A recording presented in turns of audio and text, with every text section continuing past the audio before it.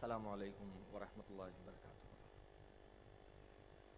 الحمد لله نحمده ونستعينه ونستغفره ونعوذ بالله من شرور أنفسنا ومن سيئات أعمالنا من يهده الله فلا مضل له ومن يضلله فلا هادي له وأشهد أن لا إله إلا الله وحده لا شريك له وأشهد أن محمدا عبده ورسوله أما بعد. பெருமதிப்பிற்கும் மரியாதைக்கும் உரிய எல்லாம் வல்ல அல்லாஹுவின் நல்லடியார்களே, அருமை பெரியோர்களே, தாய்மார்களே, சகோதர சகோதரிகளே, ஏக இறைவனின் அளப்பெரும் கிருபையினால் அவனது மார்க்கத்தை அறிந்து கொள்ள வேண்டும் என்ற பேர் ஆர்வத்தோடு ஏற்பாடு செய்யப்பட்டிருக்கிற இந்த முஹம்மதுர் ரசூலுல்லாஹ் மாநாட்டில் நாம் அனைவரும் பெரும் திரளாக பங்கெடுத்திருக்கிறோம். இஸ்லாத்தின் அடிப்படை கோட்பாடாக திகழ்கிற லா இலாஹ இல்லல்லாஹ் முஹம்மதுர் ரசூலுல்லாஹ் என்ற திருக்கலிமாவின் செய்தியினை உலகமெல்லாம் கொண்டு சேர்க்க வேண்டும் என்ற நோக்கத்தோடு நம்முடைய அமைப்பின் சார்பில் நாம் களப்பணி ஆற்றி கொண்டு வருகிறோம். அதிலே கடந்த ஆண்டு லா இலாஹ இல்லல்லாஹ் என்ற வாசகத்தை எடுத்துக்கொண்டு அதனை மிகப்பெரிய அளவில் மக்கள் மன்றத்தில் கொண்டு போய் சேர்ப்பதற்காக தெருமுனை கூட்டங்கள், பொதுக்கூட்டங்கள், துண்டு பிரசுரங்கள், புத்தகங்கள், நாடகங்கள் என்று பல்வேறு வடிவங்களில் மக்கள் மத்தியில் தெரு தெருவாக வீதி வீதியாக அந்த செய்தியினை கொண்டு போய் சேர்த்துவிட்டு அதனை தொடர்ந்து செய்ய வேண்டும் என்ற உத்வேகத்தை வழங்குவதற்காக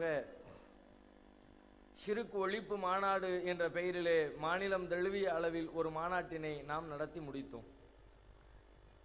அதனுடைய இரண்டாவது பகுதியாக இருக்கிற முஹம்மதுர் ரசூலுல்லாஹ், முஹம்மது நபி அவர்கள் அல்லாஹுவின் தூதராக இருக்கிறார்கள், அவர்களுடைய வாழ்க்கை வழிமுறையினைத்தான் நாம் பின்பற்றி நடக்க வேண்டும் என்ற செய்தியினை அழுத்தந்திருத்தமாக மக்கள் மன்றத்திலே பதிவு செய்வதற்காக கடந்த மாநாட்டிற்கு உழைத்ததை போலவே பல மாதங்கள் வீதி வீதியாக இந்த செய்தியினை கொண்டு போய் சேர்த்துவிட்டு அதனை இன்னும் தொடர்ச்சியாக எடுத்து செல்ல வேண்டும் என்பதை வலியுறுத்துவதற்காக இந்த மாவட்டம் தோறும் நடைபெறுகிற மாநாடுகளை நாம் நடத்தி கொண்டு வருகிறோம்.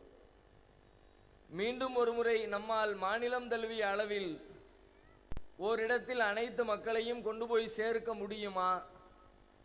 சேர்ப்பதற்கு தகுதியான இடம் இந்த தமிழகத்திலே இருக்கிறதா? ஒருவேளை சேர்த்து விட்டால் கூட அவர்கள் அத்தனை பேரையும் ஓரிடத்தில் தங்க வைத்து தேவையான வசதிகளை செய்து கொடுத்துவிட முடியுமா என்றெல்லாம் எழுகிற சந்தேகங்களுக்கு பதிலளிக்கிற விதமாக அதுவெல்லாம் மிகப்பெரிய சாத்திய குறைவு என்கிற காரணத்தினால் மாவட்டம் தோறும் பிரித்து நம்முடைய கூட்டங்களை நடத்தி கொள்வோம் என்று மாவட்ட வாரியாக இந்த கூட்டத்தை நடத்தி கொண்டு வருகிறோம். இன்ஷா அல்லாஹ் இன்னொரு காலம் வரும், இறைவன் நாடினால் மாவட்டம் தோறும் நடைபெறுகிற இந்த மாநாடுகள் மாவட்டத்திலே நடத்துவதற்குரிய இடம் இல்லை, அதற்கு தகுந்த திடல் இல்லை என்ற நிலையினால் ஊர்கள் தோறும் கிளைகள் தோறும் நம்முடைய மாநாடுகளை அமைத்துக் கொள்வோம் என்று சொல்லுகிற ஒரு காலத்தை இறைவன் கனிய செய்வான் என்று நாம் எதிர்பார்க்கிறோம். இந்த மாநாட்டில் எனக்கு வழங்கப்பட்டிருக்கிற தலைப்பு தூதர் காட்டிய தூய வழி. நாம் வாழுகிற இந்த காலத்தில் நாம் ஏற்றுக்கொண்டிருக்கிற சத்திய தீனுல் இஸ்லாத்தினை அழிப்பதற்காக ஏராளமான முயற்சிகள் மேற்கொள்ளப்பட்டு வருகின்றன. ஆனால் அந்த முயற்சிகளை எல்லாம் தோல்வியுறச் செய்கிற வகையில் ஒவ்வொரு நாளும் இஸ்லாத்தை நோக்கி மக்கள் அலையலையாக வந்து கொண்டிருக்கிறார்கள். எந்த அளவிற்கு வருகிறார்கள் என்பதை கற்பனை செய்து கூட பார்க்க முடியாத அளவிற்கு இஸ்லாத்தினுடைய வளர்ச்சி நாளுக்கு நாள் தாறுமாறாக பெருகி கொண்டிருக்கிறது. அது நாம் வாழுகிற இந்த தமிழகத்தில் மட்டுமல்ல, தமிழகத்தை சுற்றி இருக்கிற அண்டை மாநிலங்களில் மட்டுமல்ல, கடல் கடந்து இருக்கிற உலகத்தினுடைய எல்லா பகுதிகளிலேயும் இஸ்லாத்தை அழித்து விட வேண்டும், ஒன்றுமில்லாமல் ஆக்கிவிட வேண்டும் என்று துடிக்கிற ஐரோப்பிய தேசங்களில், நபிகளாரை இழிவுபடுத்தி சித்திரம் வரைகிற, திரைப்படம் எடுக்கிற அமெரிக்க தேசங்களில், இது போன்ற உலகமெல்லாம் வாழுகிற எல்லா பகுதிகளிலேயும் இஸ்லாத்தை நோக்கி வருகிறவர்களுடைய எண்ணிக்கை தாறுமாறாக நாளுக்கு நாள் பெருகிக் கொண்டே இருக்கிறது. உண்மையிலே இந்த வளர்ச்சியை நாம் யோசித்து பார்த்தால் வளர்வதற்குரிய நியாயங்களும் காரணங்களும் இருக்கிறதா என்று சிந்தித்தால் இஸ்லாத்துடைய வளர்ச்சி ஒரு ஆச்சரியகரமான வளர்ச்சி என்றுதான் சொல்ல வேண்டும். ஒரு மரம் வளர வேண்டும் என்றால் வளர்வதற்கு தேவையான சாத்தியக்கூறுகள், காரணங்கள் அந்த மரத்திற்கு தேவைப்படும். எங்கே நாம் மரத்தை வளர்க்க நினைக்கிறோமோ அங்கே மரத்திற்கு தேவையான தண்ணீர் கிடைக்க வேண்டும். அந்த மரம் வளர்வதற்கு தேவையான சூரிய வெளிச்சம் கிடைக்க வேண்டும். அந்த மரத்திற்கு தேவையான போஷாக்கு நிறைந்த உரங்கள் அதற்கு வழங்கப்பட வேண்டும். இது போன்ற ஒரு நல்ல சூழல் இருக்கிற இடத்திலேதான் மரங்கள் நன்றாக செழித்து வளர முடியும். ஆனால் இஸ்லாத்துடைய வளர்ச்சியை எடுத்துக்கொண்டால் அதற்கு நேர் எதிர்மறையாக தற்காலத்திலே நாம் பார்த்து கொண்டு வருகிறோம்.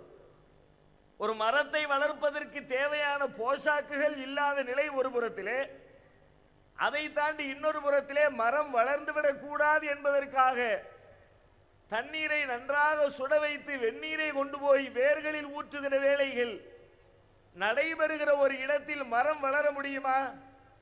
இஸ்லாத்தின் தற்போதைய வளர்ச்சி அப்படித்தான் இருக்கிறது. இஸ்லாம் வளர்ந்துவிடக் கூடாது என்பதற்காக ஏராளமான வேளைகள், பல்வேறு வகையான சதி திட்டங்கள், இஸ்லாத்திற்கு எதிரான அவதூறு பிரச்சாரங்கள் உலகம் முழுவதிலேயும் கட்டவிழ்த்து விடப்பட்டிருக்கிற ஒரு காலகட்டம் நாம் வாழ்ந்து கொண்டிருக்கிற காலகட்டம். இப்படிப்பட்ட காலத்தில் இஸ்லாம் எப்படி வளர்ச்சி அடைய முடியும்? ஒருவர் இஸ்லாத்தை நோக்கி வருகிறார் என்றால் அவர் இஸ்லாத்திற்குள்ளே வந்ததற்காக அவருக்கு சில ஆதாயங்கள் கிடைக்க வேண்டும். பொருளாதார ரீதியாக அவருடைய வாழ்க்கை மேம்படுகிறது என்றால் அங்க போல நிறைய சம்பாத்தியம் பண்ணலாம், நிறைய பணம் சம்பாதிக்கலாம், அள்ளி அள்ளி தருவார்கள், எனவே நாம் இஸ்லாத்திற்குள்ளே போகலாம் என்று பல பேர் வரலாம். இங்கே வருகிறவர்களுக்கு அப்படிப்பட்ட நிலை இருக்கிறதா? ஏற்கனவே முஸ்லீம்களாக இருக்கிறவர்களே பொருளாதாரத்தில் அதல பாதாளத்தில் இருந்து கொண்டிருக்கிறோம். இந்த நாட்டில் வாழுகிற மொத்த குடிமக்களில் அனைத்து மதத்தவர்களில் பொருளாதார ரீதியாக ஆக பின்தங்கிய சமூகம் எது என்று கேட்டால் முஸ்லீம்களாகிய நாம் மட்டும்தான் இருக்கிறோம். நம்முடைய வயிற்றுப்பாட்டுக்கே இங்கே வழி இல்லாமல் இருக்கிறது. நாம் குடியிருப்பதற்கு போதிய குடியிருப்பு இல்லாமல் இருக்கிறது. நம்முடைய உணவுக்கும் நம்முடைய தேவைக்கும் பொருளாதார பற்றாக்குறையாக இருக்கிறது. இப்படிப்பட்ட நேரத்திலே ஒருவரை புதிதாக இஸ்லாத்திற்குள்ளே வாருங்கள், உங்களுக்கு வேலை வாங்கி தருகிறோம், உங்களுக்கு வீடு கட்டி தருகிறோம், உங்களுக்கு மருத்துவம் பார்க்கிறோம், உங்கள் பிள்ளைகளை படிக்க வைக்கிறோம், உங்களுக்கு மாதா மாதம் ஆயிரக்கணக்கான ரூபாய்களை உதவித்தொகையாக வழங்குகிறோம் என்று சொல்லுகிற நிலையா இங்கே இருக்கிறது. இஸ்லாத்தை நோக்கி ஒருவர் வந்தால் அவருக்கு பொருளாதார வாய்ப்பு கிடையாது. வேறு சமூகத்திலே மரியாதை, அந்தஸ்து, பதவி, பட்டங்கள், அது போன்ற எந்த வாய்ப்புகளும் இங்கு இஸ்லாத்திற்குள்ளே வருகிறவர்களுக்கு கிடையாது. இன்னும் சொல்ல போனால் ஒரு கொள்கை வளர வேண்டும் என்றால் அதற்கு திட்டமிட்ட ஒரு தலைமை இருக்க வேண்டும். அதை வளர்ப்பதற்காக வேண்டி திட்டங்களை தீட்ட வேண்டும். அதற்காக வேண்டி பொருளாதாரத்தை வாரி இறைக்க வேண்டும். உலகத்திலே வாழுகிற ஒட்டுமொத்த முஸ்லிம்களுக்கும் அப்படிப்பட்ட உலக தலைமை என்று ஒன்று இருக்கிறதா? கிறிஸ்தவ சமூகத்திற்கு எல்லாம் இருக்கிறது. ஆனால் முஸ்லிம்களுக்கு அப்படி இருக்கிறதா? அங்கே திட்டமிட்டு பொருளாதாரத்தை வாரி இறைக்கிறார்களா? நீங்கள் உலகமெல்லாம் சென்று இஸ்லாத்திற்குள்ளே மக்களை கொண்டு வருவதற்காக பாடுபடுங்கள் என்ற அமைப்பு ரீதியாக முஸ்லிம்கள் உலகத்திலே கட்டமைக்கப்பட்டிருக்கிறார்களா? ஒரு தலைமை இல்லை.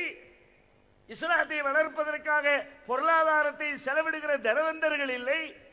அதற்கான திட்டமிடுதல்கள் இல்லை. உள்ளே வந்தவர்களுக்கும் கூட பல்வேறு வாய்ப்புகள் எதுவும் வழங்கப்படுவதில்லை. அப்படிப்பட்ட நேரத்தில் இஸ்லாம் வளர்கிறது என்றால் ஆச்சரியம் தானே. இதனால் உலகியல் ரீதியாக எந்த பிரதிபலனும் இல்லை என்று தெரிந்த பிறகு எப்படி இஸ்லாத்திற்குள்ளே ஒருவன் வருவதற்கு விரும்புவான்? அடுத்து நீங்கள் பாருங்கள், ஒரு ஆதாயம் இல்லை என்றாலும் கூட பரவாயில்லை என்று விட்டுவிடலாம். உள்ளே வருகிறவர்களுக்கு ஏற்படுகிற தொல்லைகளும் தொந்தரவுகளும் எவ்வளவு இருக்கிறது. ஒருவன் இஸ்லாத்திற்குள்ளே பிரவேசிக்க நினைக்கிறான் என்றால் ஏற்கனவே அவனுக்கு வழங்கப்பட்டிருக்கிற பல்வேறு உரிமைகள் இந்த நாட்டிலே பறிக்கப்படுகிறது. ஒரு தலித் சமூகத்திலிருந்து ஒரு சகோதரன் நான் இஸ்லாத்தை ஏற்றுக்கொள்ள முன் வருகிறேன் என்று முன் வந்தால் அதுவரைக்கும் அரசாங்கத்திலே அவனுக்கு இடஒதுக்கீடு வழங்கப்படுகிறது. கல்வியில இடஒதுக்கீடு, வேலை வாய்ப்பில் இடஒதுக்கீடு, அவ்வாறு வழங்கப்பட்டிருக்கிற இடஒதுக்கீடு நீ முஸ்லிமாக மாறிவிட்டால் கிடையாது. பின்னங்கிய பட்டியலில் இருந்து உன்னை முன்னேறியவர்களுடைய பட்டியலுக்குள் நாங்கள் சேர்த்து விடுவோம். உனக்கு அந்த வாய்ப்பு கிடையாது. வேலை பறிபோய்விடும், உன்னுடைய படிப்பு தடைபட்டு போய்விடும் என்று ஏற்கனவே இருக்கிற உரிமையை பறிக்கிறார்கள். சரி, முஸ்லிமாக மாறிவிட்ட பிறகு முஸ்லிம்களுக்கு என்று வழங்கப்பட்டிருக்கிற அந்த இடஒதுக்கீட்டு பட்டியலிலாவது புதிதாக இஸ்லாத்திற்குள்ளே வந்தவர்களை சேர்த்துக் கொள்வார்களா? அதற்கும் இந்த அதிகாரிகள் சம்மதிப்பது கிடையாது. உனக்கு முன்னாடி இருந்த உரிமையும் கிடையாது, இப்பொழுது முஸ்லிம்களுக்கு வழங்கப்பட்டிருக்கிற உரிமையும் கிடையாது என்று அவர்களுடைய உரிமைகளை பறிக்கிறார்கள். அது மட்டுமா, இஸ்லாமியனாக வாழ்வதே பெரிய சிரமம் என்ற நிலையை இந்த நாட்டிலே உருவாக்கி இருக்கிறார்களா இல்லையா? முஸ்லிம் என்பதற்காக வேண்டிய அவர்களுடைய எல்லா உரிமைகளும் இந்த நாட்டில் மறுக்கப்படுகிறது. நாட்டிலே உச்சபட்ச அதிகாரம் பெற்ற ஒரு அமைப்பு நீதிமன்றம். அரசுகள் தவறு செய்யலாம், காவல்துறை தவறு செய்யலாம், சமூகத்திலே வாழ்கிற பலதரப்பட்ட மக்கள் நமக்கு கேடுகளை விளைவிக்கலாம். ஆனால் நாம் வாழுகிற நாட்டில் இருக்கிற நீதிமன்றங்கள் நமக்கு நியாயங்களை, நீதிகளை, சட்ட ரீதியான உரிமைகளை பெற்று தருவார்கள் என்று நாம் நம்புகிறோமே. அந்த நீதிமன்றங்களாவது முஸ்லிம்களுக்கு உரிய உரிமைகளை பெற்று தந்திருக்கிறதா?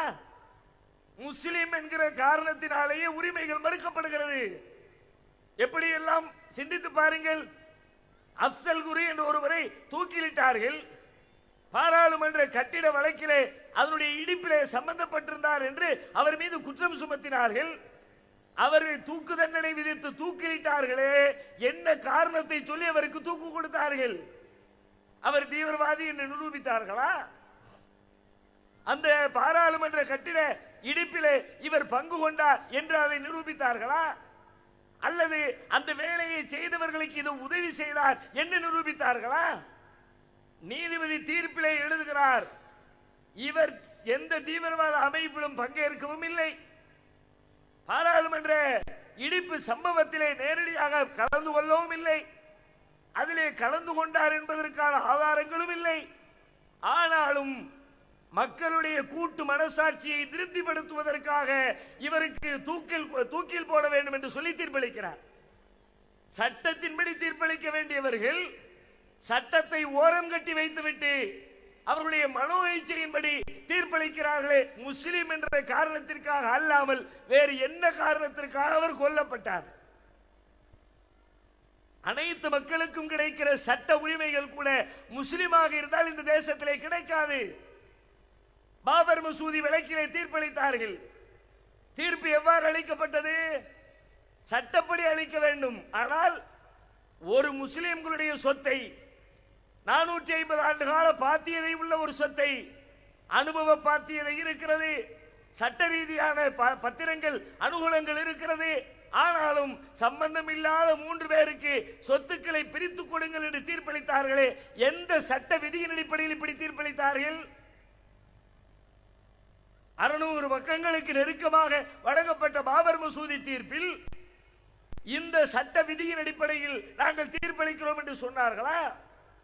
அப்படி எந்த தீர்ப்பையும் எந்த சட்டத்தையும் மேற்கோள் காட்டவில்லை.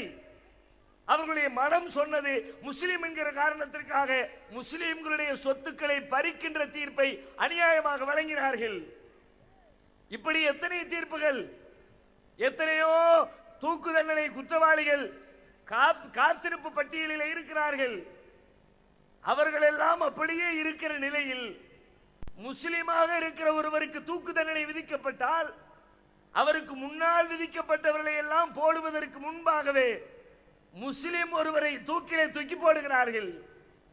யாக்கூப் மேமன் என்பவரை சமீபத்திலே மும்பை குண்டுவெடிப்பு வழக்கு சம்பந்தமாக கைது செய்யப்பட்டவரை தூக்கிலிட்டார்கள். அவருக்கு முன்னால் பல பேர் பட்டியலில் இருக்கிறார்கள். ஆனால் அவர்கள் குறித்து எந்த தீர்ப்பும் இல்லை, எந்த நடவடிக்கையும் இல்லை, எந்த முடிவும் இல்லை. முஸ்லிம் என்கிற காரணத்திற்காக உரிமை மறுக்கப்பட்டதா இல்லையா? ஏன் நம்முடைய தமிழகத்திலே எத்தனை தீர்ப்புகளில் குற்றவாளிகளுக்கு வழங்கப்பட வேண்டிய உரிமைகளை முஸ்லிம் என்பதற்காக மறுத்திருக்கிறார்கள். கோவை குண்டுவெடிப்பு வழக்கிலே தீர்ப்பளித்தார்கள். கடைசியாக அளிக்கப்பட்ட தீர்ப்பிலே சில பேரை விடுதலை செய்தார்கள், சில பேரை குற்றவாளிகள் என்று தீர்ப்பளித்தார்கள்.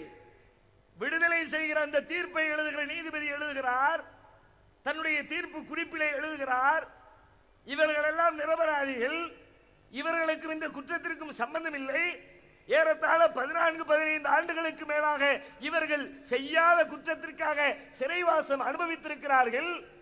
இந்த தண்டனைக்கு காரணம் என்ன என்று கேட்டால், இவர்கள் தங்களுடைய குற்றத்தை நாங்கள் குற்றவாளிகள் இல்லை என்பதை நிரூபிப்பதற்காக இவர்களை ஜாமீனில் நாம் வெளியே விடவில்லை. அப்படி ஆரம்பத்திலே வெளியில் விட்டிருந்தால் தங்களுடைய நியாயத்தை தான் நிரபராதி என்பதை அவர்கள் நிரூபித்திருப்பார்கள். எப்ப சொல்றாரு?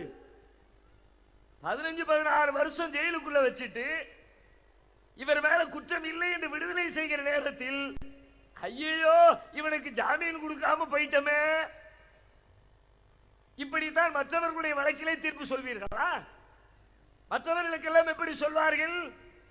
உள்ள போன 10 நாள், 15 நாள், 20 நாள், 30 நாள், பெரிய பெரிய வழக்குகள், கொலை வழக்குகள்,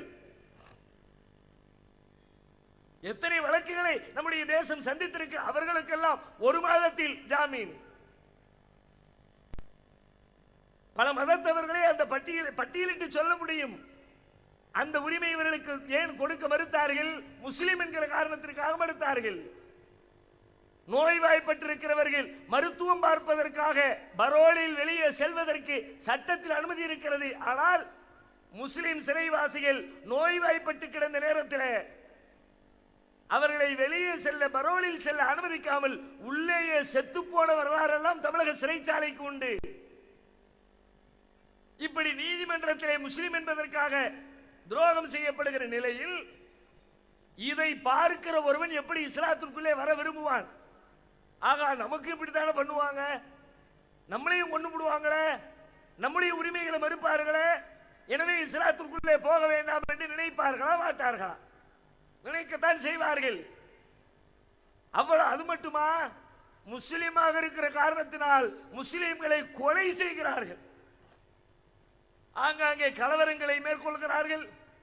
குஜராத் கலவரம், உத்தரப்பிரதேச முசாபர் நகர் கலவரம், சமீபத்தில் நாம் பார்த்த கலவரங்கள், அதற்கு முன்னால் நாடு சுதந்திரம் அடைந்த காலத்திலிருந்து நடைபெற்றிருக்கிற ஏராளமான கலவரங்கள்.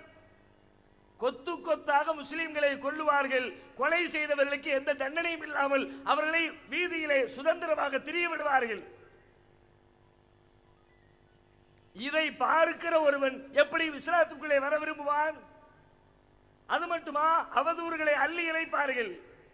இஸ்லாம் சொல்லாததை பொய்யாக சொல்லுவார்கள். நபிகள் நாயகத்தை காமுகராக சித்தரித்து திரைப்படங்கள் எடுக்கிறார்கள். என்ன சொல்ல வருகிறார்கள்? அவர்கள் பின்பற்றுகிற தலைவர் ரொம்ப மோசமானவர், அந்த கூட்டத்திலே நீ போய் சேர போற. இஸ்லாத்திற்குள்ளே பெண்களுக்கு உரிமை கிடையாது.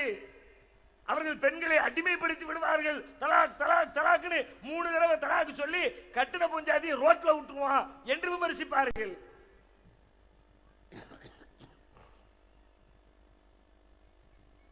ஆடை விஷயத்தில் அநியாய கட்டுப்பாடுகளை பெண்களுக்கு ஏற்படுத்துவார்கள் என்று சொல்லுவார்கள். முஸ்லிம்களை பயங்கரவாதிகள், தீவிரவாதிகள் என்று ஊடகங்களுடைய துணையை பயன்படுத்திக் கொண்டு சித்தரிப்பார்கள். வெளியில் இருந்து பார்க்கிறவனுக்கு உள்ள வர மனசு வருமா? ஆக இந்த கூட்டத்திலே போய் சேர்றது, இவ்வளவு கொடுமைக்காரங்களா, இவ்வளவு அநியாயக்காரங்களா, இப்படிப்பட்ட ஆணாதிக்க சிந்தனை உடையவர்களா என்று அத்தனை பேரும் விரண்டு ஓடி இருக்க வேண்டும். ஆனால் நடப்பு நிலவரம் என்ன? என்ன நிலவரம்? இஸ்லாத்தை நோக்கி வருகிறவருடைய எண்ணிக்கையை பார்த்துவிட்டு அதை தடுப்பதற்கு சட்டம் இயற்றுங்கள் என்று பல்வேறு நாடுகளில் போராட்டம் நடத்துகிறார்கள். நம்முடைய இந்தியாவில் நடத்துகிறார்களே, கட்டாய மதமாற்ற தடை சட்டம் கொண்டு வர வேண்டும் என்கிறார்களே. கட்டாயமா மதமாத்தலாமா கூடாதானா கூடாது, அதுல மாற்றுகிறதே கிடையாது. ஆனால் இவர்கள் அதற்காக போராடுகிறார்கள். கட்டாயம் என்ற பேரை சொல்லி மதம் மாறுற எல்லாத்தையும் தடுக்கணும், அதுக்கு தானே திட்டம் போடுகிறார்கள். அதுக்குரிய சரத்துக்களை நிபந்தனைகளை உள்ளே கொண்டு வர பார்க்கிறார்கள். அதற்கு பல்வேறு போராட்டங்களை நடத்துகிறார்கள். பல்வேறு நாடுகளில், டென்மார்க்கில் போராட்டம், மதமாற்றத்தை தடை செய்ய என்று கோருகிறார்கள். இஸ்லாத்தை நோக்கி வருகிறவர்களை பார்த்துவிட்டு கத்தோலிக்க திருச்சபையினுடைய தலைவராக இருக்கிற ஒட்டுமொத்த கத்தோலிக்க கிறிஸ்தவர்களுடைய தலைவராக இருக்கிற போப்பாண்டவர் தன்னுடைய அதிகாரப்பூர்வ இணையதளத்தில் எழுதுகிறார்.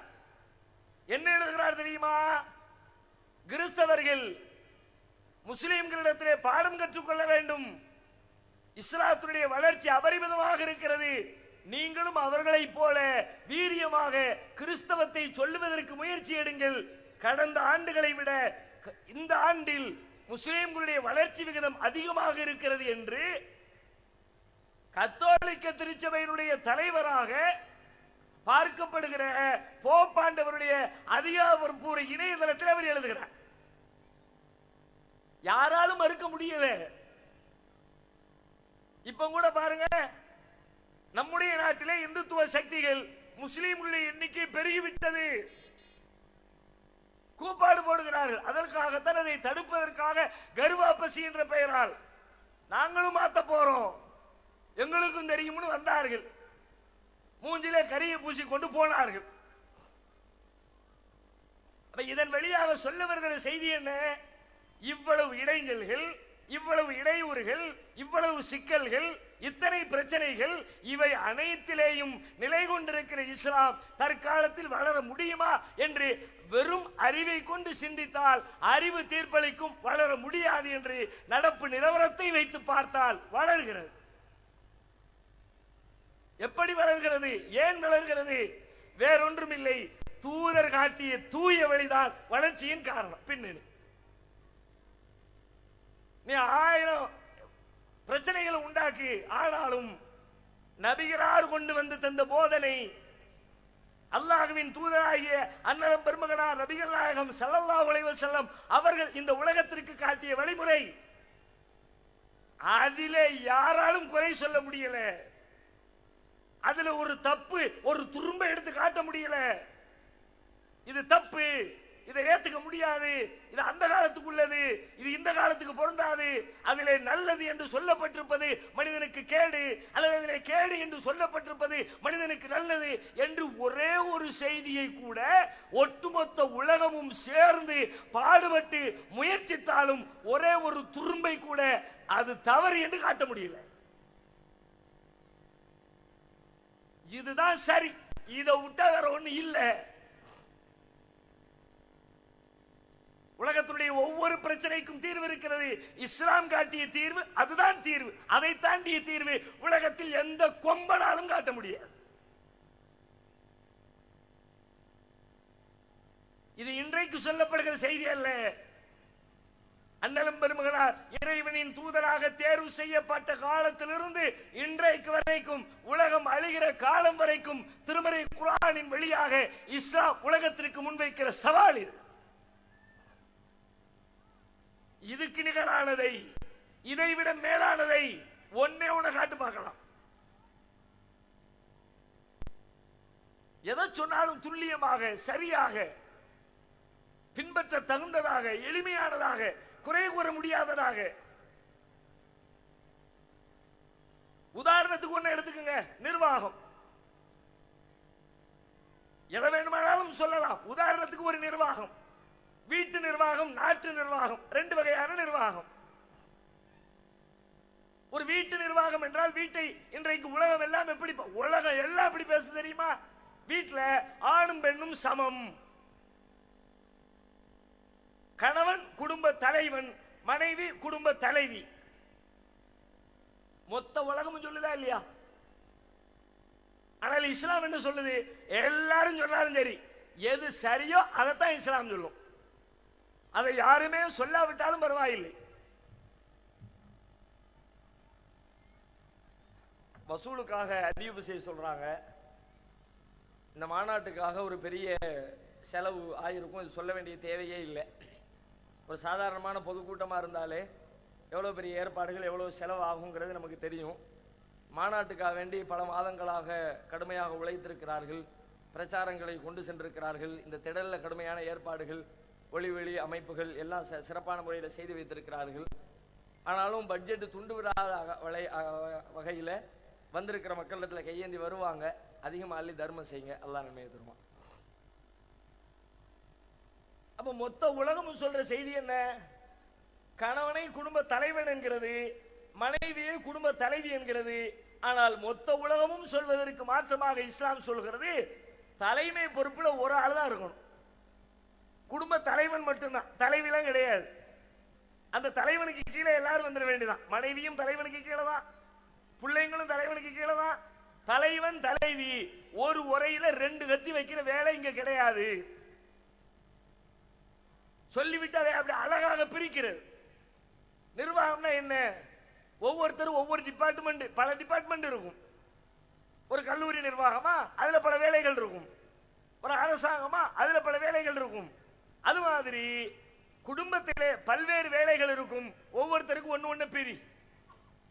கணவனுக்கு ஒரு டிபார்ட்மெண்ட், மனைவிக்கு ஒரு டிபார்ட்மெண்ட், பையனுக்கு ஒரு வேலை, பொண்ணுக்கு ஒரு வேலை, அப்பாவுக்கு ஒரு வேலை, அம்மாவுக்கு ஒரு வேலை. ஆளாளுக்கு டிபார்ட்மெண்ட் பிரி. குறிப்பாக அதிலே நிர்வாகத்துடைய முக்கிய பொறுப்பாக இருக்கிற பொருளாதாரம்.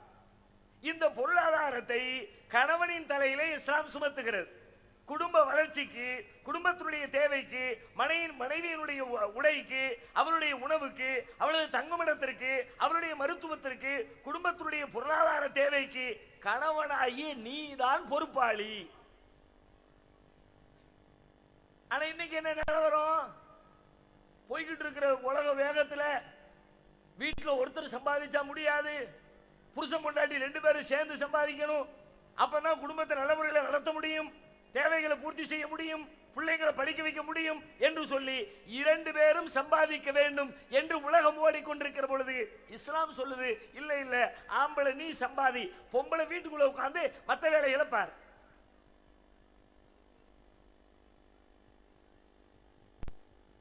எவ்வளவு அற்புதமான செய்தி, யோசித்து பாருங்கள். இதனால் இந்த உலகத்திற்கு கிடைக்கின்ற லாபம் என்ன, நன்மை என்ன? உலகம் சொல்லுகிற செய்தியினால் உலகத்திற்கு கிடைக்கிற கேடு என்ன? யோசித்து பாருங்கள். 2 பேரும் சேர்ந்து சம்பாதிக்கணும்னு முடிவெடுத்த பிறகு குடும்பங்களில் விவாகரத்து எண்ணிக்கைகள் பெருகி இருக்கிறது. குடும்பங்களில் கணவனுக்கும் மனைவிக்கும் இடையிலே பிணக்குகள் அதிகரித்திருக்கிறது. குடும்பம் என்பதே அமைதிக்காக, மகிழ்ச்சிக்காக, சந்தோஷத்திற்காக 2 பேரையும் ஊருக்குள்ளே அனுப்பி சம்பாதிக்க வைத்த பிறகு குடும்பத்தினுடைய அமைதி காணாமல் போயிருக்கிறது. கல்யாணம் முடிச்சதே சந்தோஷமா இருக்கிறதுக்கு, சந்தோஷமா இருக்கிற வேலையை விட்டு பொஞ்சாதியும் சேர்த்து நீ சம்பாதிக்க போன வெளியில் அனுப்பி விட்டு கடைசியில் குடும்பத்தினுடைய அமைதி நாசமாகிவிட்டது. 2 பேரும் வெளியிலே செல்லுகிறார்கள், ஒரு கம்பெனியில வேலை பார்க்கிறாங்க. வேலை பார்த்துட்டு காலையில் 8 மணிக்கு போனவங்க சாயங்காலம் 8 மணிக்கு வீட்டுக்கு திரும்புறாங்க.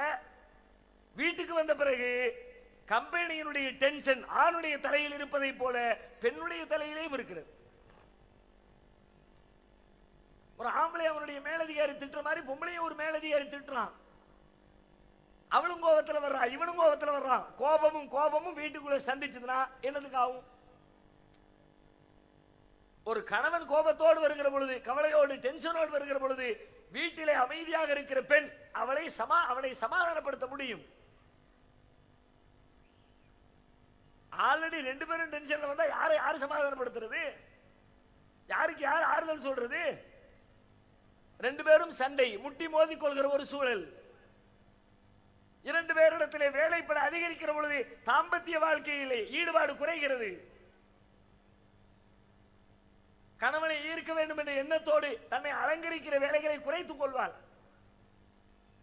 வெளியில ஆபீஸுக்கு போகும்போது நல்ல மேக்கப் பண்ணுவா, வீட்டுக்குள்ள வந்த பிறகு மேக்கப் போக்குவரத்து, கணவனுக்காக தன்னை அலங்கரிக்க வேண்டும் என்ற உணர்வு எல்லாம் இல்லாமல் போகும். அதனால் தாம்பத்திய உறவு குறையும். தாம்பத்தியம் குறைய குறைய உள்ளத்திலே சிக்கல்களும் சங்கடங்களும் தோன்ற ஆரம்பிக்கும். எதுக்கு இந்த வேலை? கொஞ்சமா சம்பாதிச்சாலும் பரவாயில்லை, நீங்க போய் சம்பாதிச்சுட்டு வாங்க, நான் வீட்டை பார்த்துக்கிறேன், சமையல் பண்ணி வைக்கிறேன், பிள்ளைய பார்த்துக்கிறேன், இது எவ்வளவு பெரிய பொறுப்பு. சம்பாதிப்பது பெரிய விஷயமா? யார் வேண்டுமானாலும் சம்பாதித்து விடலாம். ஆனால் குழந்தைகளை அன்பொழுக யார் வளர்ப்பது? ஆயாக்கள் வளர்த்து விடுவார்களா? டேக்கேர் சென்டர்களிலே நீங்கள் விரும்புகிற வகையில் உங்கள் குழந்தைகளை வளர்த்து விடுவார்களா? குழந்தையை பெற்றெடுத்த ஒரு தாய் வேலைக்கு செல்லுகிறாள், அவளுக்கு ஊட்ட வேண்டிய அந்த தாய்ப்பாலை கொடுப்பதை தவிர்த்து விட்டு செல்லுகிறாளே, இது அந்த குழந்தைக்கு செய்கிற துரோகம் இல்லையா? ஒரு மனுஷன் 60 வருஷம் 70 வருஷம் 80 வருஷம் உலகத்துல வாழ்றாமனா 80 ஆண்டு காலம் அவனது உடலுக்கு தேவையான நோய் எதிர்ப்பு சக்தியினை வழங்குவது எது என்று கேட்டால் அவனது தாயிடத்திலே அவன் குடித்த தாய்ப்பால். நம்ம நினைச்சுக்கிட்டோம் தாய்ப்பாலுங்கிறது குழந்தை பிறந்த புதுசுல பசி எடுக்கிற பொழுது அந்த குழந்தையின் அந்த நேரத்து பசியை அமர்த்துவதற்காக கொடுக்கப்படுகிற உணவு என்று நினைக்கிறோம். இல்லை இல்லை, அவனது மரணம் வரைக்கும் அவனுக்கு தேவையான ஆற்றலை கொடுப்பது அந்த தாய்ப்பால். தாய்ப்பால் கொடுக்காமல் விடப்பட்ட குழந்தைகள் நோஞ்சான்களாக இருப்பார்கள். 2 ஆண்டு காலம் குழந்தைக்கு தாய்ப்பால் ஊட்டணும், மருத்துவம் சொல்லுது. 3 மாசம் லீவு 6 மாசம் லீவு, அதோட தாய்ப்பால் முடிஞ்சிருச்சு. 2 ஆண்டு காலம் நல்ல முறையிலே தாய்ப்பால் குடித்து வளர்ந்த குழந்தைகள் 2 மாடி கட்டடத்துல இருந்து விழுவான். லேசா சிராய்ப்பு, ஒரு பேண்டேஜ் போட்டா சரியா போயிரும்னு பேண்டேஜ் தூக்கி மாட்டின்னு கிளம்பிடுவான். 2 மாதங்கள் கூட தாய்ப்பால் குடிக்காதவன் இந்த ஸ்டேஜ்ல இருந்து கீழே விழுந்தாமனா கை எலும்பு நொறிஞ்சிருச்சு, கெட்டு போட்டு வந்து உட்கார்ந்துருப்பான். தாய்ப்பால் அவ்வளவு இருக்கிறது. 40 வகையான கேன்சர் உடலுக்குள்ளே நுழையாமல் தடுக்கிற நோய் எதிர்ப்பு ஆற்றல் தாய்ப்பாலுக்குள்ளே இருக்கிறது. கேன்சர் எல்லாம் இன்றைக்கு சர்வ சாதாரணமாக பெருகுகிறது. அதனுடைய பின்னணியிலே தாய்ப்பால் மறுக்கப்படுவதும் ஒரு காரணம். யோசித்து பாருங்கள், குழந்தைக்கு செய்ய வேண்டிய உரிமை மறுக்கப்படுகிறது. அது மட்டுமா, குழந்தையை அன்போடு பாசத்தோடு வளர்க்கணும். அப்பதான் புள்ள பாசத்தோடு நாளைக்கு இருப்பான்.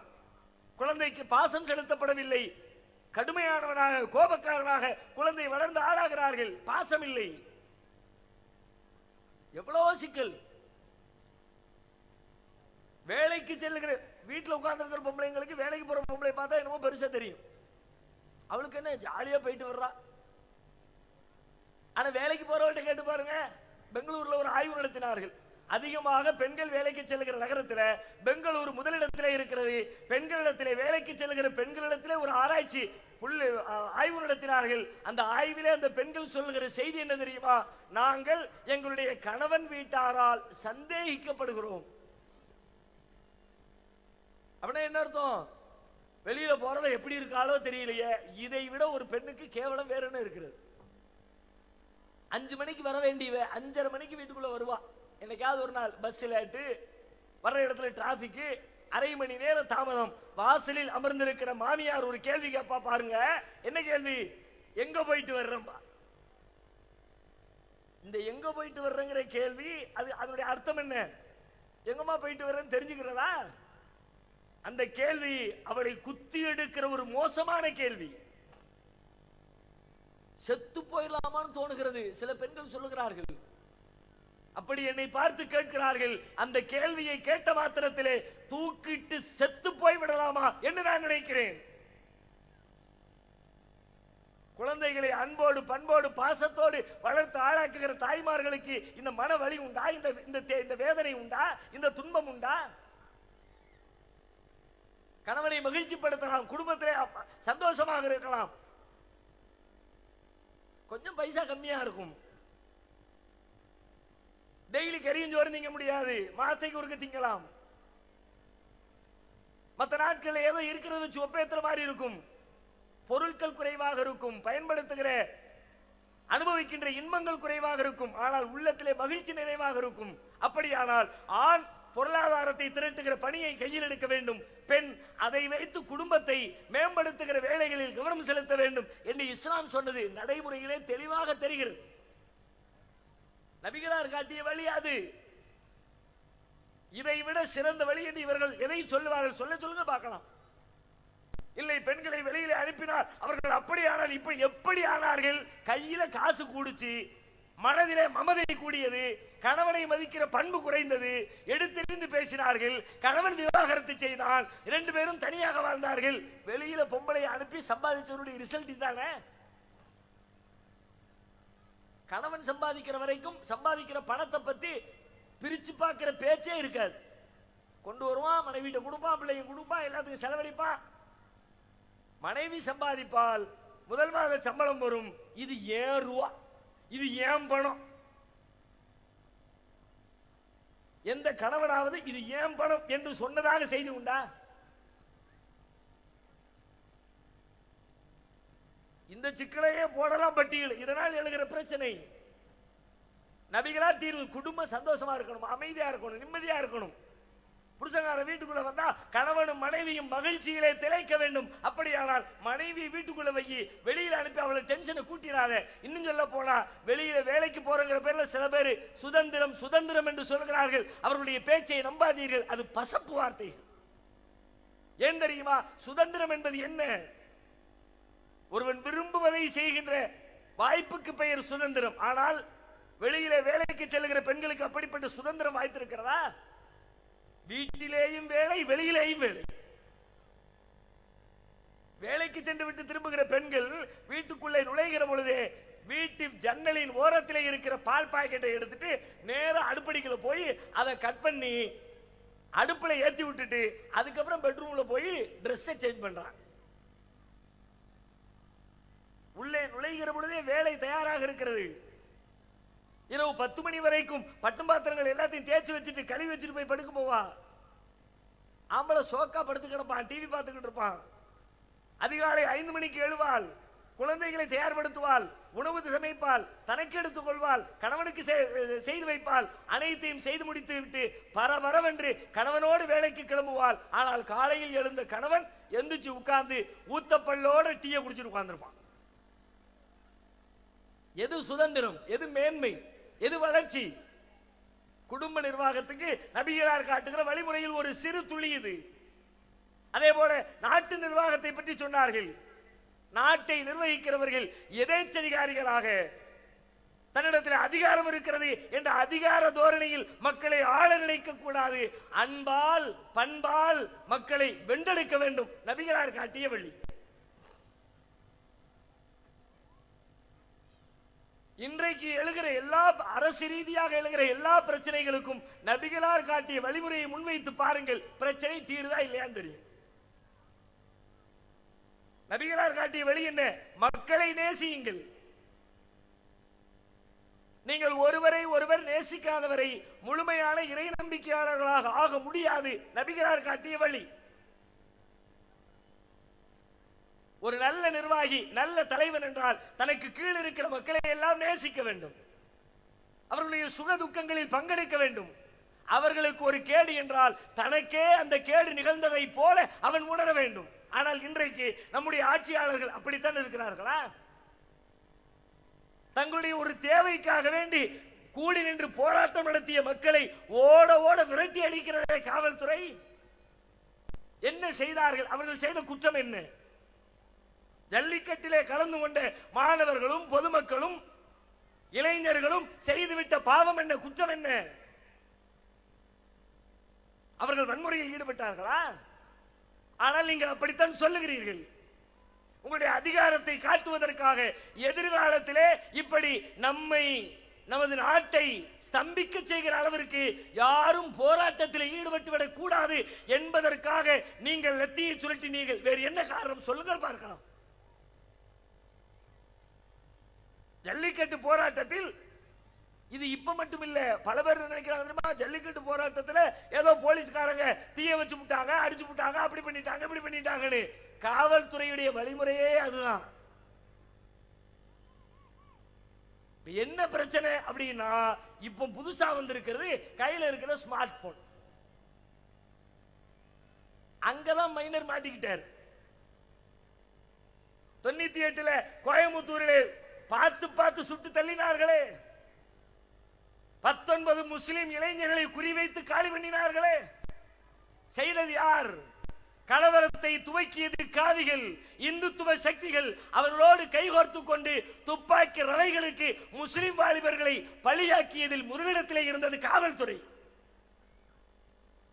நம்ம ஊரா கூட்டம் போட்டோம். அடே ஏண்டா இப்படி கொண்டு குவிச்சின்னு கேள்வி கேட்டோம். தெரு தெருவா நியாயம் கேட்டோம். நம்முடைய குரலை யாரும் ஏற்கவில்லை, நம்பவில்லை. காவல்துறையா சுட்டு பொசுக்கும், காவல்துறையா கேடு செய்யும், காவல்துறை நம்மை காக்கிற துறை அல்லவா என்று நமக்கு பதிலளித்தவர்களுக்கெல்லாம் ஜல்லிக்கட்டு போராட்டம் இன்றைக்கு பதிலை சொல்லிவிட்டது. எப்படி அழகா கொண்டு போய் வைக்கிறா பத்தியா? அதான் பேஸ்புக்ல ஒரு தோழன் அருமையான ஒரு செய்தி எழுதியிருந்தான். என்ன விமர்சிக்கிறீர்கள்? ஆட்டோவுக்கு தீ வைத்தார்களா? கீழே கிடக்கிற நெருப்பு யாருடைய காலிலும் பட்டு சுட்டுவிடக் கூடாது என்பதற்காக கீழ் கிடந்த நெருப்பை தூக்கி ஆட்டோவிற்குள்ளே பத்திரமாக வைத்திருக்கிறார். இதற்கு பேர் ஆட்டோவிற்கு நெருப்பு வைப்பதா? லத்தி சார்ஜ் என்று முடிவெடுத்து விட்டால் முதலிலே காவல்துறை ஆர்டர் பண்ணதுக்கு தெரியுமா? ஒரு லாரி ஜல்லிக்கல்லுக்கு. இல்லை என்று மறுக்க முடியுமா? கடைகளில் இருக்கிற குளிர்பானங்களுடைய காலி பாட்டில்கள் நீங்கள் திரைக்காட்சிகளில் பார்த்திருக்கலாம். நான் போலீஸ்ல பொறுக்கின்னு, அது வெறும் திரைக்காட்சி மட்டுமல்ல, போலீசுடைய வண்டவாளத்தை அறிந்து கொண்டவன் எழுதி வைத்த திரைவசனம். அது ரெடி பண்ணுவாங்க. எதுக்கு? மக்கள் மேல பழிய போட்டு முடிச்சிடலாம், யாரும் எந்த கேள்வி கேட்க கூடாது, அடிச்சு விரட்டணும். ஏண்டா அடிச்சு என் கேள்வி கேட்டா ஆட்டோவுக்கு தீ வச்சு விட்டான், கல்ல கொண்டு எரிஞ்சு விட்டான், அங்க அந்த கேடு, இந்த கடைகள் தீ வச்சு கொளுத்தியாச்சு என்று பொதுமக்கள் மீது, போராட்டக்காரர்கள் மீது பழியை போடுவதற்காக காவல்துறை தொடர்ந்து செய்கிற வேலை இது. இதனால் உங்களுடைய அதிகாரம் மேம்பட்டு விடும் என்று நினைக்கிறீர்களா? உலகத்திலே உங்களை விட ஆட்டம் போட்ட, உங்களை விட ஆதிக்கம் பெற்ற எத்தனையோ தலைவர்களை இந்த உலகம் பார்த்து விட்டது. செல்லா காசாகி போனார்கள். வரலாறு தெரியுமா? ஹிட்லருடைய வரலாறு தெரியுமா? முசோலினி வரலாறு தெரியுமா? அந்த ஹிட்லருக்கு இலக்கமாக இருந்து அவனுடைய ஆணைக்கு இணங்க யூதர்களை கொத்து கொத்தாக கொன்று குவித்த அவனுடைய அமைச்சர் ஹிட்லர் மரணித்து 40 ஆண்டுகளுக்கு பிறகு தேடி கண்டுபிடித்து தூக்கிலிடப்பட்டு கொல்லப்பட்டான். வரலாறு சொல்கிறது. நீங்கள் எல்லாம் எம்மாத்திரம்? மக்களுக்கு எதிரிலே உங்களுடைய அதிகாரம், ஆட்சியெல்லாம் என்ன? ஒரு அடியிலே அமர்த்தி விட்டோம் என்று நினைக்கிறீர்கள். இது அமர்த்துகிற வேலை அல்ல, உள்ளுக்குள்ளே கொழுந்து விட்டு எரிகிற வேலையை செய்திருக்கிறீர்கள். உள்ளே எரியும், என்னைக்காவது ஒரு நாள் பத்திக்கிட்டு வெடிக்கும். பல நாள் புதைத்து வைத்த அரசின் கோபம் எப்படி ஜல்லிக்கட்டின் பெயரால் வெளியே வந்ததோ அதே போல காவல்துறையின் மீது, தமிழக அரசின் மீது மக்களுக்கு ஏற்பட்டிருக்கிற இந்த கொந்தளிப்பு என்றைக்காவது ஒரு நாள் வெளியில் வரும். இப்படி கொந்தளிக்க கூடாது என்று விரும்பினால் நீங்கள் உங்களை மாத்துங்க. நீங்க நல்லவங்களா மாறுங்க, போதும், வேற ஒண்ணும் செய்ய வேண்டாம். ஹவாலா பணத்தை கைப்பற்றியது பத்திரிகையில செய்தி வரும். 10 கோடி ரூபாய் ஹவாலா சிக்கியது, இத்தனை பேர் சேர்ந்து மடக்கி பிடிச்சி. ஒரு செய்தி தெரியுமா? அங்க ஓடி போகும்போது பிடிச்சோம், அந்த பஸ்ல வச்சு பிடிச்சோம், சந்தேகத்தின் பேரில் விசாரிச்சு பிடிச்சோம். எல்லாம் கடைஞ்செடுத்த கப்சாங்க. இதுவரைக்கும் நம்ம அரசு எதையும் தானாக சுயமாக காவல்துறை இந்த மாதிரியான விஷயங்களை கண்டுபிடிச்சதே கிடையாது. கூட இருக்க எவனாவது போட்டு விடுவான், உடனே போய் பிடிச்சிட்டு வந்து பிடிச்சோம். துப்பு துளைக்கணும், என்னது துப்பு துளைக்கணிய? 100 கோடி ரூபாய் பிடிச்சால் உடனே பேரம் நடக்கும். 90 கோடி ரூபாய் நீ வச்சுக்க, எனக்கு ஒரு கமிஷன் அடிச்சிரு, நான் ஒரு 10 கோடி ரூபாய் பிடிச்ச மாதிரி கணக்காட்டிடுறேன், இல்லைன்னு சொல்லுங்க பார்க்கலாம். அப்ப உங்களை பற்றி அந்த ஹவாலா பேர்வழிகளுடைய உள்ளத்தில் என்ன மதிப்பு இருக்கும்? எங்கே திருட்டு நடந்தாலும் திருடியது யார் என்பது உங்களுக்கு தெரியாது, எனக்கு தெரியாது, பொதுமக்களுக்கு தெரியாது, காவல்துறைக்கு நன்றாக தெரியும். அந்த திருடுற விதத்தை வச்சே கண்டுபிடிச்சிருவான். செயின் திருடனா அந்த ஏரியாவுக்கு போ, ஆளை தூக்கிட்டு வருவார்கள், அவனிடத்தில் விசாரிப்பார்கள், அவன்கிட்ட இருக்கிறத ரிகவர் பண்ணுவார்கள், அல்லது கொஞ்சம் கமிஷன் பேசுவார்கள். அவன் என்ன பண்ணுவான், நான் இந்த செயினை கொண்டு போய் இந்த நகை கடையில் கொடுத்தம்மா, நகை கடைக்கு போய் நகைக்கடைக்காரன் மிரட்டுறது, நீ தான் திருட்டு சாமான வாங்கியிருக்க, ஐயோ எனக்கு தெரியாங்க, இந்த வேணா கொடுத்துட்றாங்க வச்சுக்கோங்க, மொத்த நகையும் வாங்கிட வேண்டியது. இவன்ட்டு ஒரு கமிஷன் அடிச்சாச்சு, அவன்கிட்ட மொத்தத்தை காசை பிடிங்கியாச்சு. அதுக்கப்புறம் இவனை கூப்பிட்டு, பாதிக்கப்பட்டவனை கூப்பிட்டு, நீங்க மிஸ் பண்ணது கிடைக்கல, வேணா ஏற்கனவே நிறைய பேர் மிஸ் ஆகிக்க, அதுல ஒண்ணு எடுத்துக்க, 2 வீலர் காணோம்னு கம்ப்ளைண்ட் கொடுத்து பாருங்க,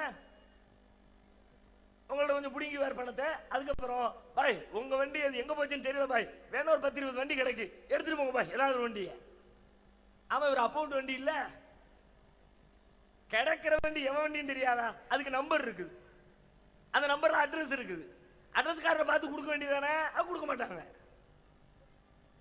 எதை எடுத்து பாருங்கள், காவல்துறை நாரி போய் கிடக்கிறது. ஒரு உச்ச நீதிமன்ற நீதிபதி, முன்னாள் நீதிபதி ஒரு தீர்ப்பிலே சொன்னார், காவல்துறையை பற்றி சொல்லுகிற பொழுது, அழுகிய மீன் கூடையில் நல்ல மீனை தேடுகிற முட்டாள் நான் இல்லை, கேடுகட்டு போய் கிடக்கிறது. அதிகாரத்தை நிலைநிறுத்துவதற்காக, பொருளாதாரத்திற்காக. இப்பொழுது கூட பாருங்கள், நடவடிக்கை நியாயமாக இருக்கும் என்று நினைக்கிறீர்களா? நீதி விசாரணை அமைத்திருக்கிறார்களே, என்ன நம்பிக்கை? அதிகபட்சமாக கேமராவிற்குள்ளே மாட்டிக்கொண்ட அந்த கான்ஸ்டபிளை பிடிச்சி உன்னை சஸ்பெண்ட். அவளா காரணம்? எந்த கான்ஸ்டபிள் தீய தூக்கி ஆட்டோக்குள்ள வச்சாலும் அவளா காரணம்?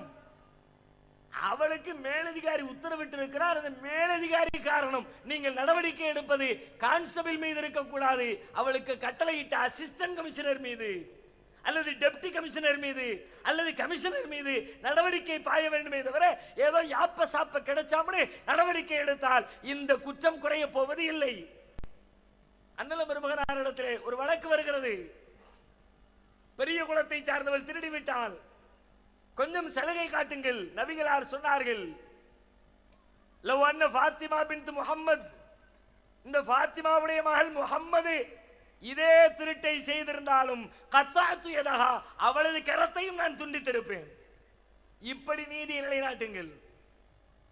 நீதி என்றால், அரசு என்றால், நிர்வாகம் என்றால், நானா இருந்தாலும் சரி, என் பிள்ளையா இருந்தாலும் சரி, நீதினா நீதி, யாருக்காக விளைய மாட்டோம், யாருக்காக விட்டு கொடுக்க மாட்டோம் என்று நபிகளார் காட்டிய வழி. அதற்கு நிகரான இன்னொரு வழி இருக்கிறதா காட்டுங்கள், பார்க்கலாம். இப்படி எதை எடுத்தாலும், பொருளாதாரமா, அரசு நிர்வாகமா, குடும்ப நிர்வாகமா, ஒரு வழிபாடா, ஒரு பெற்றோரை பேணுகிற முறையா, எதை எடுத்து பரிசீலித்தாலும் நபிகளார் காட்டிய வழி அதுதான் உலகத்திற்கு தேவையான ஒரே வழி. அதை பார்க்கிற மக்கள், இதுவல்லவா மார்க்கம், இதுவல்லவா வழிமுறை, இதையல்லவா பின்பற்ற வேண்டும், உலகமே எதை சொன்னாலும் சரி நான் இதை பின்பற்றுவேன் என்று எதிர்ப்புகளுக்கு இடையில், பிரச்சனைகளுக்கு இடையில், சிக்கல்களுக்கு இடையில் இஸ்லாத்தை ஆறத் தழுவுகிறார்கள்.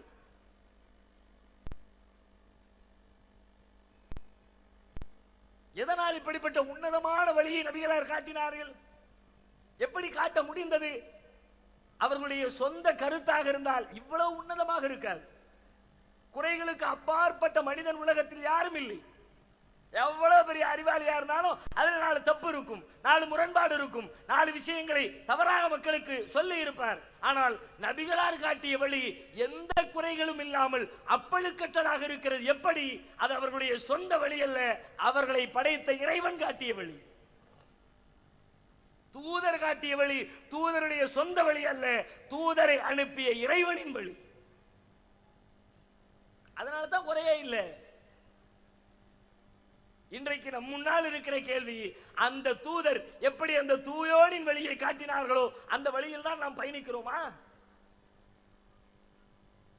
நபிகள் நாயகம் அவர்கள் தங்களுடைய சொந்த விருப்பு வெறுப்புகளை மார்க்கமாக சொல்லல. அல்லாஹ் எதை சொன்னாலும் அதை மட்டும்தான் சொன்னாங்க. விருப்பு வெறுப்புகளை ஓரம் கட்டினார்கள்.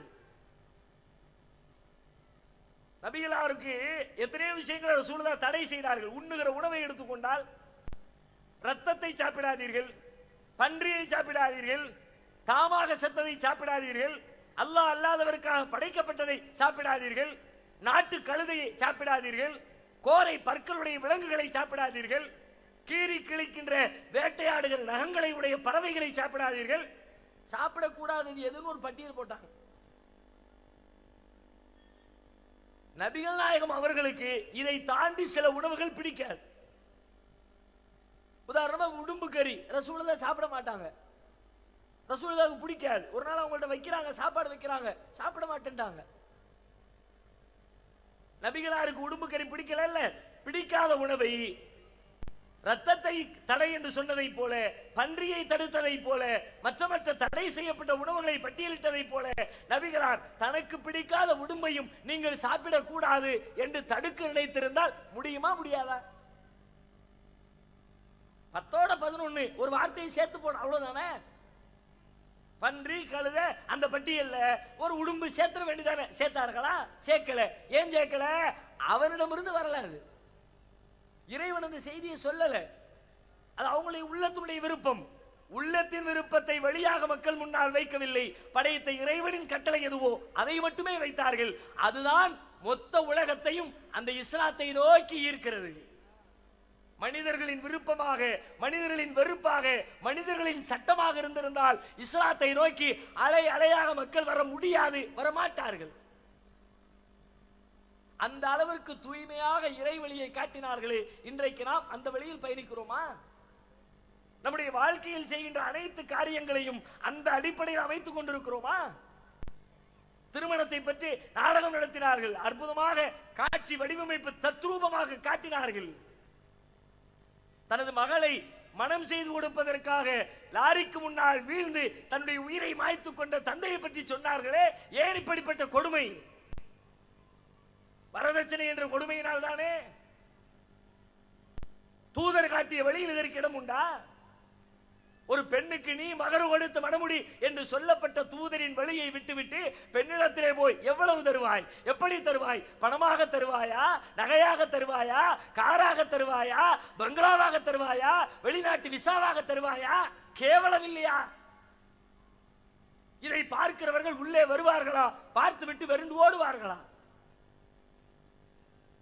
மார்க்கத்தை பார்க்கிறவன் உள்ளே வந்து விடுகிறான்.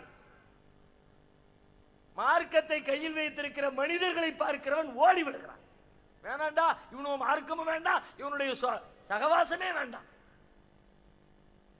எத்தனை கொடுமைகளை செய்கிறோம், எத்தனை மூட நம்பிக்கைகள். நம்முடைய திருமணங்கள் எப்படி நடக்கிறது? திருமணம் என்பது எல்லா மனிதனின் வாழ்க்கையிலும் இன்றியமையாத ஒரு தவிர்க்க முடியாத ஒன்று. ஆணாக இருந்தாலும் பெண்ணாக இருந்தாலும் குறிப்பிட்ட பருவத்தில் திருமணம் அவசியம். அனைத்து மனிதனும் சம்பந்தப்பட்டிருக்கிற ஒரு செய்தி எளிமையாக நடக்க வேண்டாமா? பணம் இருக்கிறது என்ற திமிரிலே பல லட்சங்களை கொட்டி குவித்து திருமணத்தை நடத்துகிறோமே. ஏழை எளியவன் திருமணம் செய்ய என்ன செய்வான்? என்ன பாடுபடுவான்?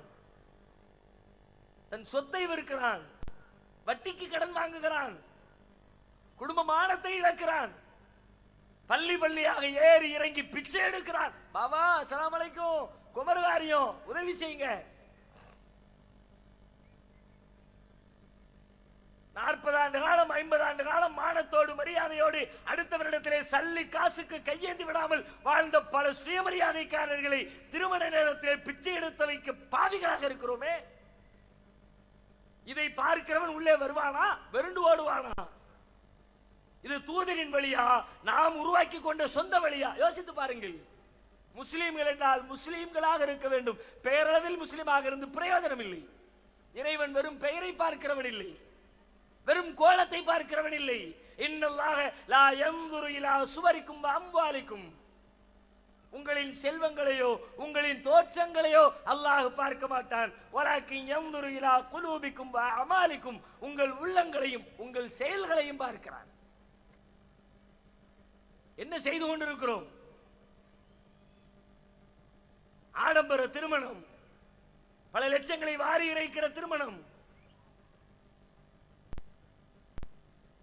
சடங்குகள், அனாச்சாரங்கள், மூட நம்பிக்கைகள் நிறைந்த திருமணம். திருமணம்னா அஜர்த்து வரணும், பாத்தியா ஓதணும். யாரு காட்டி தந்தா? ரசூலுல்லாஹ் தான் சொன்னாங்களா? அவங்க காலத்தில் நடந்த திருமணம் எல்லாம் ரசூலுல்லாஹ்வுடைய தலைமையில் அல்பாத்தியா ஓதி தான் நடந்துச்சா? ஆலிம்சா அவருடைய வருமானத்துக்கு செய்கிறார், நீங்களும் விவரம் அறியாமல் காசை கொடுத்து ஈமானை இழக்கிறீர்கள். அதற்கு கல்யாணத்துக்கு வாங்க, வாத்தியா ஓதுங்க, கைமடக்கு கிடையாதுன்னு சொல்லி பாருங்க, வருவார். நாளைக்கே மயக்க பிடிச்சிருவார். அடுத்த ஜும்மாவுல வர இந்த மாதிரி திருமணம் எல்லாம் செய்யக்கூடாது, நீங்களே பண்ணிக்கங்க. அதற்கு தேவையில்லாம கூப்பிடுறீங்க, நான் பேசாம நிம்மதியா வீட்டுல படுத்து தூங்கிட்டு இருப்பேன், தேவையில்லாம டிஸ்டர்ப் பண்ண கூடாது. எப்போ அதற்கு கைமடக்கு கிடையாது, வெத்தலை பாக்கு கிடையாது, தேங்காய் கிடையாது, வாழைப்பழம் கிடையாது அப்படின்னு கட் பண்ணி பாருங்க. இது தூதர் வழியா, தூதரின் பெயரால் நம்முடைய ஆலிம்கள் உருவாக்கிய போலி வழியா நீங்கள் கண்டுகொள்வீர்கள். ஆலிம்சா சொன்ன வேத வாக்கு, நபிகள் நாயகமே வேத வாக்கை சொல்ல முடியாது என்ற மார்க்கத்திலே உங்களுக்கு ஆலிம்சா சொன்ன வேத வாக்கா? அவர் என்ன வானத்திலிருந்து குதித்த வான தூதரா? தன்னுடைய வருமானத்திற்காக, வயிற்று பிழைப்புக்காக உங்களை ஏய்த்து பிழைக்கின்றவர் என்பதை கூட நீங்கள் அறியவில்லையா? அதை கற்றுக் கொடுப்பதற்கு உங்களுக்கு ஒரு ஆள் தேவையா? ஒரு பாடம் தேவையா? ஒரு படிப்பினை தேவையா? ஒரு கூட்டம் தேவையா? உங்கள் வீடுகளில் பார்த்தால் தெரியாதா? 50 ரூபாய் கொடுக்கிறவன் வீட்டிலே 5 நிமிட ஃபாத்திஹா, 500 ரூபாய் கொடுக்கிறவன் வீட்டிலே அரை மணி நேர ஃபாத்திஹா. வித்தியாசம் தெரியலையா உங்களுக்கு? மார்க்கத்தை போதிக்கிறார்கள் என்று நினைக்கிறீர்கள். மார்க்கம் என்ன சொல்கிறது? சுயமரியாதையை சொல்லுகிறது. அல்லாஹ்விடத்தில் ரசூலுல்லாஹ் துஆ செய்வாங்க, அதிகமா கேட்ட துஆக்கள்ல ஒண்ணு அது. அல்லாஹும்ம இன்னி அஸ்அலுக்கல் ஹுதா வத்துகா வல் அஃபாஃப வல் கினா. இறைவா, உன்னிடத்திலே நேர்வழியை கேட்கிறேன், இறை அச்சத்தை கேட்கிறேன், சுயமரியாதையை கேட்கிறேன், செல்வத்தை கேட்கிறேன். செல்வத்தை கேட்கறதுக்கு முன்னாடி சுயமரியாதையை போடுறாங்க. ஏன் தெரியுமா? எனக்கு பணம் வேண்டும் தான், ஆனால் அந்த பணம், அந்த காசு என் மரியாதையை இழந்து, மானத்தை இழந்து பெறுகிற பணமாக இருக்கக்கூடாது என்பதை உணர்த்துகிற வகையிலே கேட்கிறார்கள். சுயமரியாதையை தான், செல்வத்தையும் தான். ஆனால் செல்வத்துக்காக, வாழ்வாதாரத்திற்காக தன்னுடைய சுயமரியாதையை அடகு வைத்தவர்களில் முதலிடத்தில் இந்த ஆலிம்கள் இருக்கிறார்களா இல்லையா? வெளிநாட்டுக்கு வசூல் புக்கு தூக்கிக்கிட்டு மலேசியா, சிங்கப்பூர் பயணிக்கிறார்கள். இன்றைக்கும் விடல.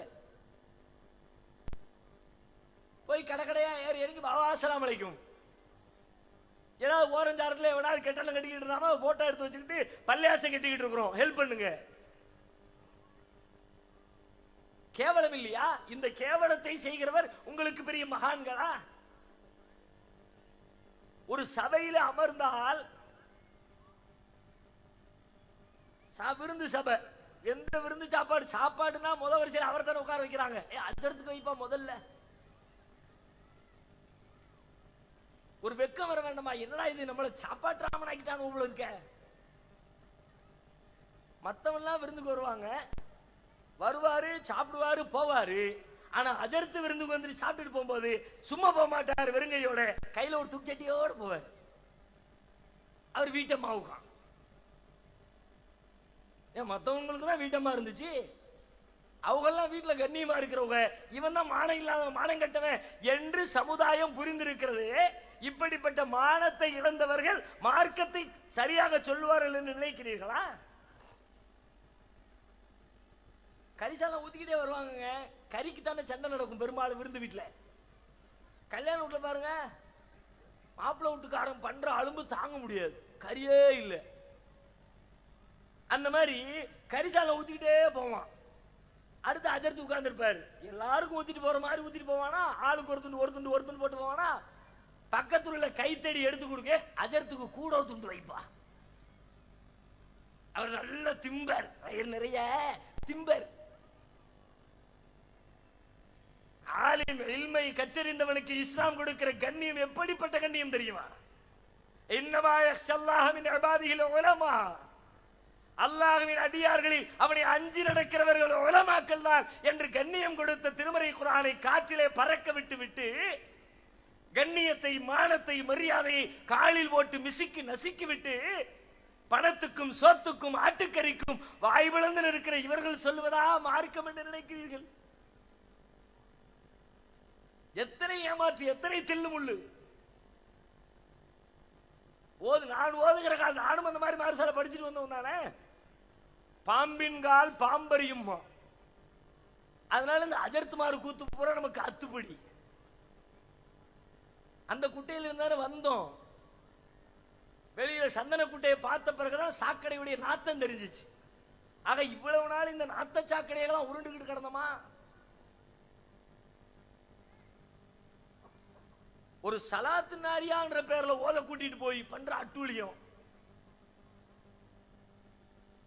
அது நீளமா இருக்கும். அல்லாஹும்ம ஸல்லி ஸலாத்தன் காமிலத்தன் சல்லிம் ஸலாமன் தஅம்மன் அலா சய்யிதுனா முஹம்மதில் லதி தன்ஹல்லு பில் உகது வ தன்ஃபரஜு பில் குரபு துலாபில் ஹவாயிஜு வ துனாலு பில் ரகாயிபு வ ஹுஸ்னுல் ஹவாத்திமி வ இஸ்தஸ்கல் கமாமு பிவஜில். நீளமா போகுமா? 4444 தடவை ஓதணும். புளியங்கொட்டை அள்ளி எண்ணி வச்சிருவாங்க. வீட்டுக்காரன் பக்கத்துல உட்கார்ந்துட்டாம்னா ஓடவே ஓடாது. ஒண்ணு ஒண்ணா ஓதி ஓதி கடலை தூக்கி போடுறது. அவன் வந்திருக்கிற அஜர்த்துமாருக்கு டீ கொடுப்பமேனு உள்ள டீ எடுத்துட்டு வர்றதுக்கு போவார்ல, போயிட்டு 5 நிமிஷம் கூட அப்படியே பாதி கடலை காலி. அள்ளி அள்ளி ஆளாளுக்கு ஒவ்வொரு குத்து. இப்படி ஒண்ணு ஒண்ணா போட்டா என்னைக்கு முடிக்க? 4 மணி நேரம் ஆயிரம் போல இருக்க. ஆளை எஸ்கேப் ஆனவன அள்ளி போட்டு முடி. இது ஈமானா? இது இஸ்லாமா? தூதர் காட்டிய வழியில இப்படி இருக்குமா? நேர்மையற்றதற்கு இஸ்லாத்திலே இடம் உண்டா? இப்படி தூதர் காட்டிய வழியிலிருந்து பல்வேறு விஷயங்களில் விலகிவிட்டோம். ஃபாத்திஹாக்களின் பெயரால், மௌலூதுகளின் பெயரால், ஸலாத்து நாரியாக்களின் பெயரால், ஷபே பராத்தின் பெயரால், மிஅராஜ் இரவின் பெயரால் இப்படி எண்ணற்ற பல தீமைகளை, நபிகளார் காட்டாத வழியை, இறை தூதருடைய போதனையில் சொல்லித்தரப்படாத பல வழிகளை, பல காரியங்களை மார்க்கமாக செய்கிறோம். மாற்றாரின் பார்வையில் கேவலப்பட்டு நிற்கிறோம். ஈர்க்கிற பண்புகளை எல்லாம் இழந்து நிற்கிறோம். அவற்றையெல்லாம் ஒழித்து தூய இஸ்லாத்தை நாம் வாழ்ந்து காட்ட ஆரம்பித்தால் மக்கள் எல்லாம் இஸ்லாத்தை நோக்கி இன்னும் அதிகமாக குர்ஆனை பார்த்து வருகிறவர்கள், நபி மொழியை பார்த்து வருகிறவர்கள், நாளை நம்முடைய வாழ்க்கை முறையையும் பார்த்து விட்டு வர ஆரம்பித்தால் எத்தனை நாட்களில் மொத்த தேசமும் இஸ்லாத்தின் குடைக்குள்ளே வரும் என்பதை யோசித்து பாருங்கள். அப்படிப்பட்ட நாளை நனவாக்குகிற வகையில் ஒவ்வொருவரும் உள்ளத்திலே சங்கல்பம் எடுப்போம். நான் இஸ்லாத்துடைய போதனைகளை, தூதர் காட்டிய வழியை என் வாழ்க்கை முழுவதும் கடைபிடிப்பேன், ஒவ்வொரு செயலிலும் வெளிப்படுத்துவேன் என்று சங்கல்பம் எடுப்போம். இறுதி வரை அதிலே உறுதியாக நின்று மரணிப்போம். எல்லாம் வல்ல இறைவன் நம் அனைவருக்கும் அதற்குரிய நல்லருளை தந்தருள் புரிவானாக. வாஹிரு தஅவானா அல்ஹம்துலில்லாஹி ரப்பில் ஆலமீன். அஸ்ஸலாமு அலைக்கும் வரஹ்மத்துல்லாஹி வபரகாத்துஹு.